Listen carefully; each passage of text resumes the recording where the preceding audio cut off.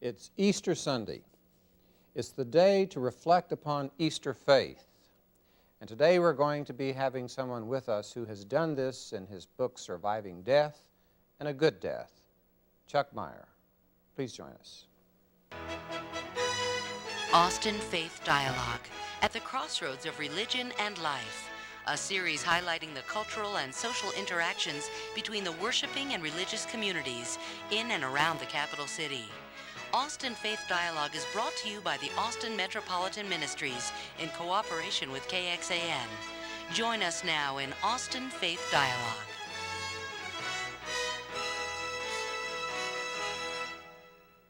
Hello, I'm Richard Thompson of Austin Metropolitan Ministries, welcoming you to this edition of the show.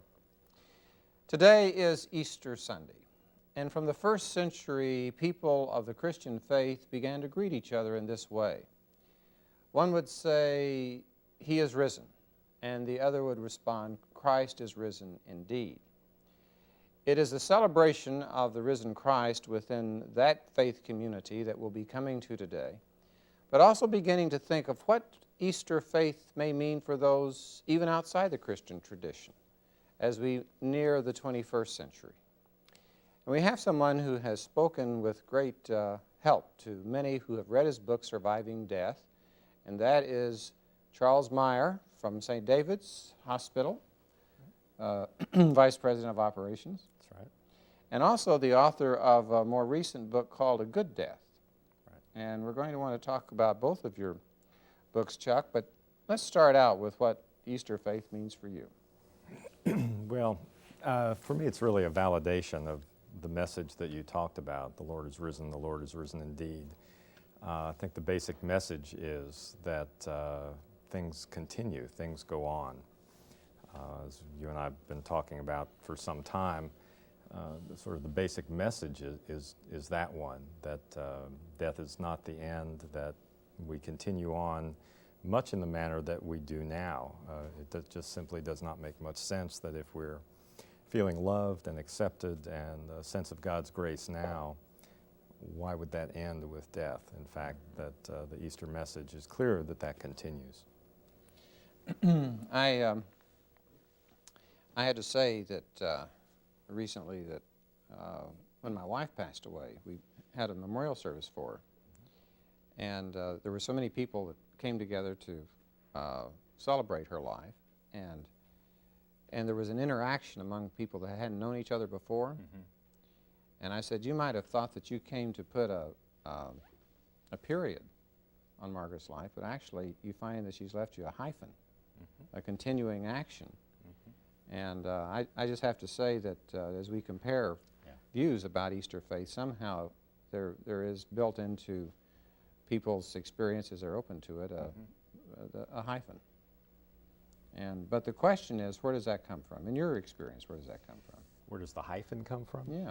I think the whole Judeo-Christian tradition and also simply our experience of as many years as we have lived, that life goes on, that we in some way continue. That simply is our experience all around us, in the world around mm-hmm. us. And it's that kind of trust that I think the resurrection event is about. Mm-hmm. Now, you don't have to necessarily be a Christian to believe that, do you? Sure don't. I mean, a lot of people believe it, and I mean, we're talking sort of almost in code like what believe means. Many people believe very different things, and for me, the important thing is not the specifics of the belief, but the kind of trust in the event, or trust in the metaphor, as it were. Mm-hmm. And you say a metaphor because you can't even begin to visualize literally what it is that comes after. Well, unfortunately, I think a lot of people think they can visualize sort of literally and taking the Bible with real literal interpretation, which I think is limiting to God, and certainly is going to be a big surprise to a lot of folks. So I think you also have to have a sense of humor about this, because anytime somebody tells me with certainty that they know exactly what's going to happen, I run the other direction. Because the metaphor is the empty tomb, and it was a big surprise. Nobody expected the tomb to be empty. Well, the women did. Men didn't get it, but the women got it. It's true. Read, I mean, it's what the story says. Yeah. But that's a big surprise, and my best guess is, which is what we're doing here, is guessing about what will happen. Best guess is it's going to be the same kind of experience as an empty tomb.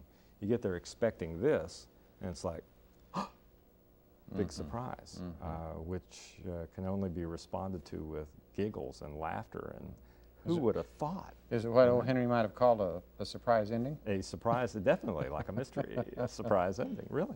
Yeah. Well, metaphors. The Bible talks about death in a metaphorical way. What just rerun some of those that speak to you. As we talked about a little bit earlier, problem with resurrection is that nobody wants to die to get there.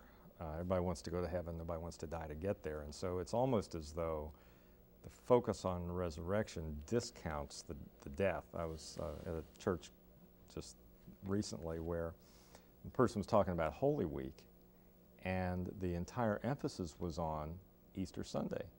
And I want to stop and say, wait a minute. Jesus was dead. We need to talk about dead here. Dead and in the grave 3 days, I mean, stinking dead, like Lazarus.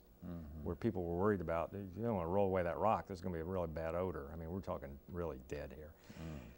But facing that, it's almost like you can't have, well, I believe, not almost, I truly believe you can't have that resurrection experience without the death experience. And both of them are a piece of the same thing. Okay, well now, there in the Greeks and some other world religions, the thought is that a person exhales his or her last and immediately proceeds into some form of an afterlife. Now, what you're saying is there's this disjunction between the time of death and time of resurrection. No, what I'm saying is people focus on the resurrection and sort of let's hurry up and get through the death. What I'm saying is that part of a good death, as I talk about in the book, is really dealing with how that death occurs, and particularly a whole nother topic that we've talked about before is the whole issue of medicalizing death. Yeah. Rather than really helping people to get the kind of comfortable death and death with as much honor and dignity as is possible. But I'm hearing you say that a good death involves really accepting the person is dead and gone, and that you have to pass through that before any kind of a sense of continuing action makes sense. I think that's true, because my experience is if people rush it, let's talk about grieving for a minute. If people rush the grief process and don't allow some of that emotional work to continue in them, or to allow others to help them with that, it'll come back to bite them later. It's almost like there's a certain process that everybody has to work through. Yeah. Well, that's interesting, because I think that one of the basic rules of grieving is that you have to let go. You can't do it all at once. You have to let it happen over a period of time. The grief work is a process of letting go. Right. Well, let me challenge that. I'm not sure it's letting go. I hear that a lot. I hear people say, let go, kind of get on with your life. In some ways, it's almost like really making it a part of the tapestry of your life. You'll never let go of it. You will never let go of this. You will never get over the death. We don't get over it. The metaphor that I use in the Surviving Death book is the Carole King grief and bereavement model, which is the tapestry model. Carole King's album Tapestry. Yeah, I remember that. It's like a hole that you have to pull back together. Right. The hole in your life, and the threads don't magically whip back together.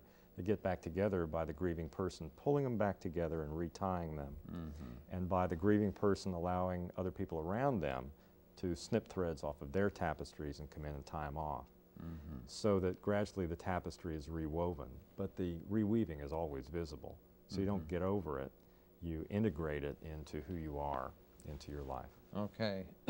So you question whether letting go is an appropriate way of describing that. Well, it's often said by people who are not grieving.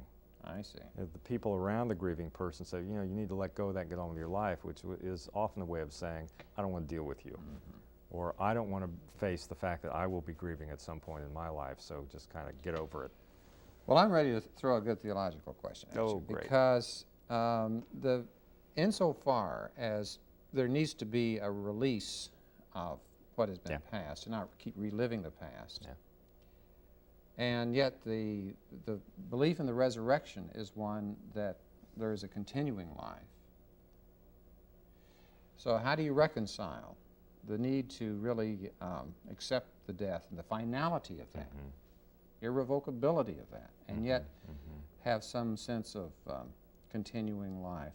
How do you reconcile I don't that? think I don't think that's a dichotomy. I think they're of one piece. I think that by really grieving and really getting in touch with the loss, not denying it, really owning the really horrendous feelings and the depth of those feelings, if in fact one has those, and acknowledging those. And that's part of what I think community is about.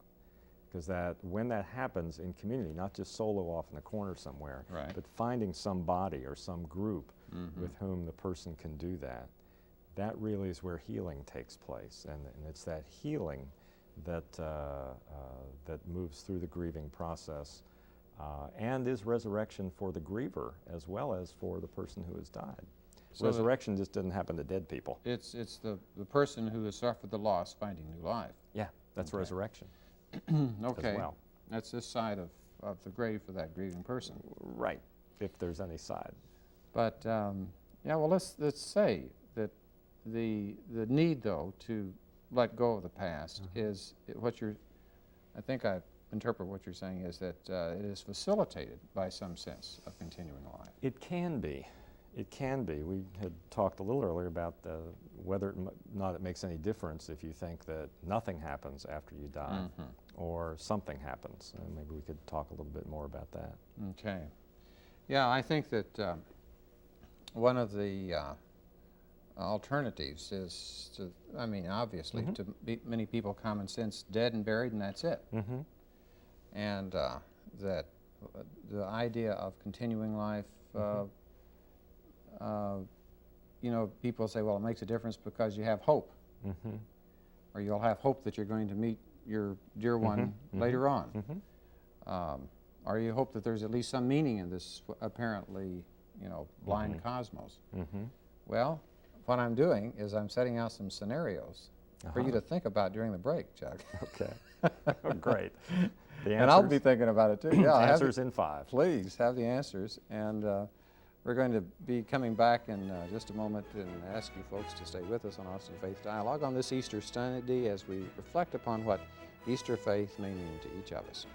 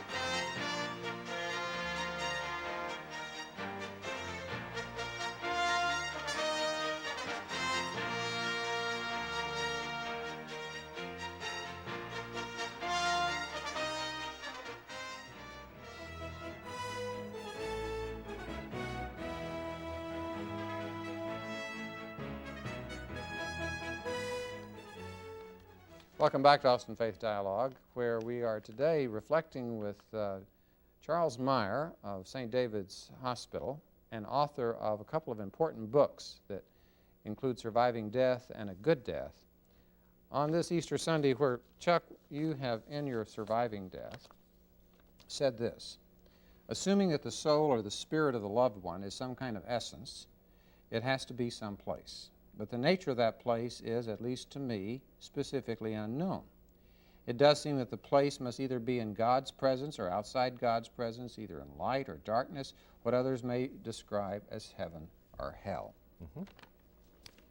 I said that, huh? You said that. Oh, boy. How do you know that? I mean, you're assuming this. See? You said, I assume all of this. That's true. I assume all that. And I think that's the best we can do. I mean, if we're really honest about this, everything that we believe is an assumption. And the important thing for me is not arguing over the specifics, whether it's streets of gold and people are going to, you and I died, I'm going to have a beer with you down in the corner and say, hey, Rich, remember when? Or whether there's some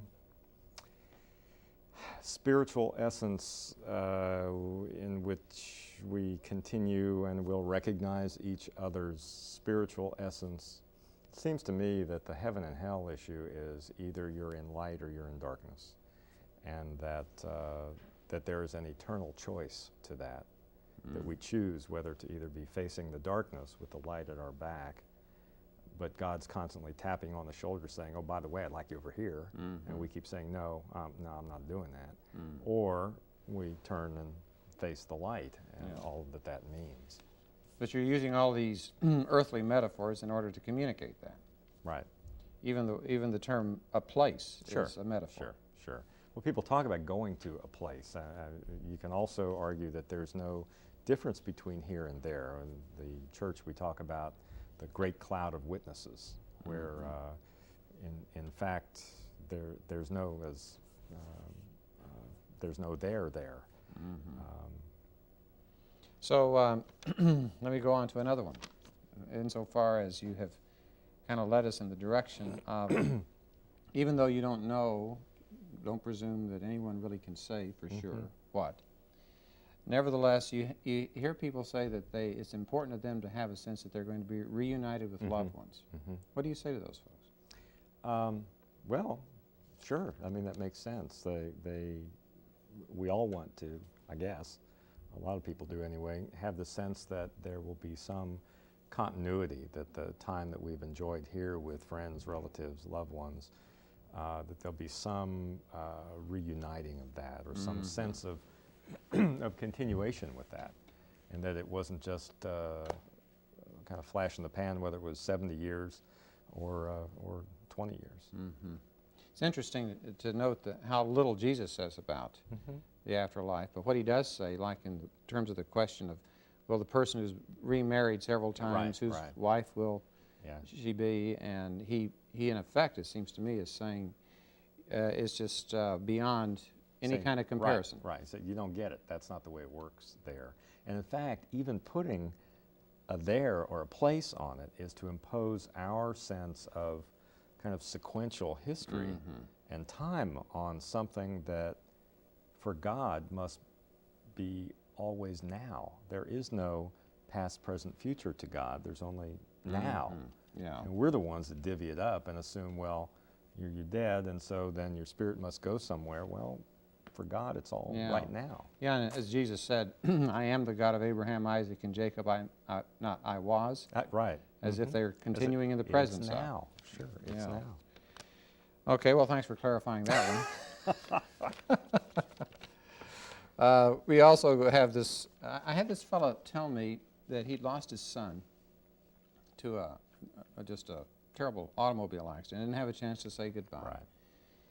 I think the young man was in his 20s, and the father was having a hard time letting go. And even though you said you don't have to let go in every way. And that after a couple of years went by, he was sitting in his home one day, and all of a sudden, there was his son. He said it was just as vivid to him and real to him as, as if he could actually come out and touch him, and that the son was communicating with him and saying, it's all right. You can go on, or something to that effect. What's your experience with people who have had visions, as it were. Well, a lot of people have had that kind of experience. They wake up and see the person at the foot of the bed, or they hear them, or have kind of a sense of their presence. I'm always curious about what's so surprising about that, or that people use that as evidence of or proof of an afterlife. It's not, for me, something that can be proven. It can be experienced. It can also be experienced without those kinds of encounters, whatever they are. Again, I think labeling them or saying what they are, what they always are, have to be. Just doesn't make sense. What can be experienced? An experience of the person beyond their death. See, that's what I think happened with the first disciples. They had this experience of Jesus after he died, and the best word that they had for that was resurrection. Now, what happened? I don't know. But something so incredibly powerful happened that changed them and has changed communities for 2,000 years. That they labeled resurrection. Language is a tough issue, especially as we approach the new millennium. We've got to find, I think, better metaphors for this that will explain what has been so powerful to us, to our kids. Because how am I supposed to explain resurrection and blood of the Lamb to a kid who doesn't know what clockwise means? I mean, the metaphors, we really need to look at them. Okay. Well, Paul, for instance, uses this phrase, a spiritual body, which is a contradiction in terms, isn't it? Yes. A body is material, a spirit is not. So to Presumably. try to somehow catch whatever it is in language that is conditioned by time and space when we're dealing with something that's beyond time and space. And yet the fact that you have the evidence of a power that has created this community for 2,000 years and continues to be a creative force in other ways, it makes more sense to say something happened than that nothing happened. Yes, I believe that. It's a matter of belief. We believe it makes more sense to say something happens and it continues to happen. What difference does that belief make? For some people, it makes no difference at all. I think that's the truth. For other people, it provides them, again, with that sense of continuing love and continuing grace and relationship with God. Whether I'm dead or whether I'm alive, whether we live or die, we're the Lord's creation. So it gives meaning to present life to have some sense of a continuing. It can, it can. Yeah. Well, I've just wondered, even with some folks who wonder why it's worth getting up in the morning. What's the purpose of this day? Why go on? That if you have a sense of an eternal in the midst of here and now is what would have to speak to that. You would think there'd be some sense of continuity. Okay, I'd like to also give you a chance, for lack of a better term, to plug your new book, A Good Death. Right. And in that you speak about the role of spirituality. Right. But this is not about the afterlife, this good death. No. What is it about? Well, really it's about dealing with one's death and kind of looking at the spiritual issues involved with that as comfort measures. For some people, sacraments are very comforting and helpful. For other people, they don't mean anything and are not useful. Sort of depends on the tradition with which you are familiar. For other people, prayer or confession may be important. For other people, the sense of talking about what's going to happen to me after I die may become important. But dealing with those issues is a very important part of a good death, and that issues that are often neglected. Do you feel sorry for people that come to the end of their days and they don't have some kind of spiritual resources? I think everybody has spiritual resources. Whether they identify it or not. Whether they identify them or not, or whether they meet other people's criteria or not, or whether they meet kind of standard spiritual language or not. There are many people I've known and dealt with a lot of deaths in which the people don't verbalize or don't talk about their spirituality in traditional sense, but they're far more spiritual than people who mouth the words all the time. I had a chance to read your book and could see how your emphasis is on the fact, I think you said that despite the hospice movement, still 85% of the population dies in a hospital or an institution of some Right. sort. And that a good death from your standpoint, it would be to move increasingly in the direction of dying at home. Is that largely what you're about in this book? Absolutely, yeah. And that is- really helping people, the book really helps people maneuver through the healthcare maze. It's almost impossible to get a good death in an acute care medical setting, much less ICU. And so what the book really helps people to do is maneuver through the system and see what their options are and then choose the right one for them. Okay. And how do you get more doctors, for instance, to support a hospice movement? You make a statement. It's kind of hard for doctors to do that. There's a real reluctance, I think, to talk about letting go, to really acknowledging the dying process, although that's changing a lot. Hospice is getting more referrals.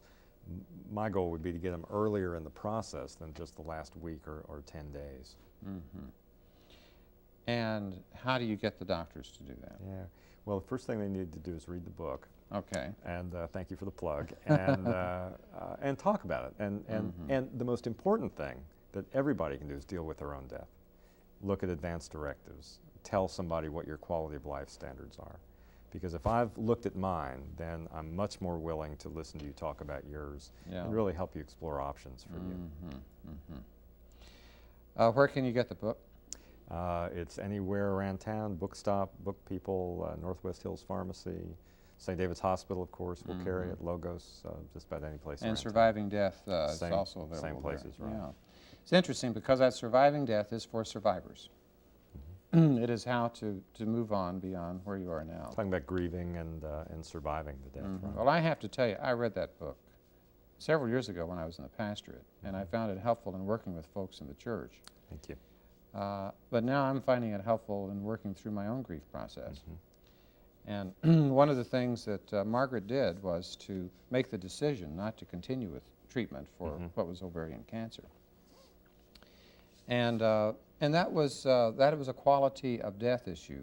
It certainly is a quality of life. That's a good phrase, quality of death. Yeah.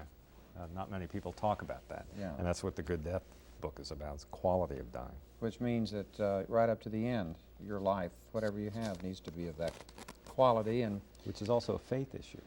okay, well, listen, you raised that right at the end when we Of don't have course. time to talk about it. Well, we'll have to do this That means again. I'm going to have you back. Okay. Chuck, my blessings on you. Thank you, and blessings on you this Easter. And your work, and blessings on you folks. And may the Lord be with you now and always. I'm Richard Thompson, and peace be with you.